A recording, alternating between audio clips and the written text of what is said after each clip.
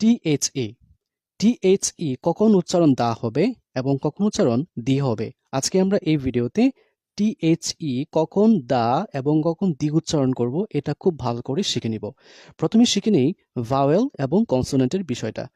Vowel হচ্ছে আমাদের 5টা, এ ই আই ও ইউ, এবং কনসোনেন্ট আমাদের 21টা, অর্থাৎ ভাওয়েল বাদ দিয়ে যে লেটার্সগুলো আছে সেগুলো আমাদের 21টা।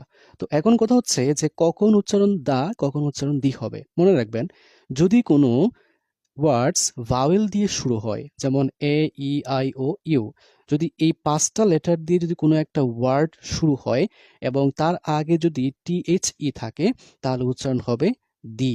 যেমন the egg, the apple, the university, the union, the elephant. কেন হয়েছে? কারণ ই হচ্ছে ভাওয়েল।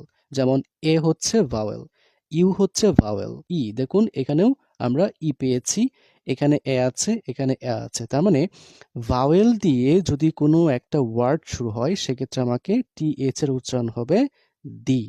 এবং যদি কোনো কনসোনেন্ট থাকে সেক্ষেত্রে, বা কনসোনেন্টের লেটার দিয়ে কোনো ওয়ার্ড শুরু হয় সেক্ষেত্রে যদি টিএইচই থাকে তাহলে দা উচ্চারণ হবে দা। যেমন দা পেন, যেমন পি হচ্ছে কনসোনেন্ট লেটার। দা পেন, দা বয়, দা ম্যাঙ্গো, দা পোর, দা বুক।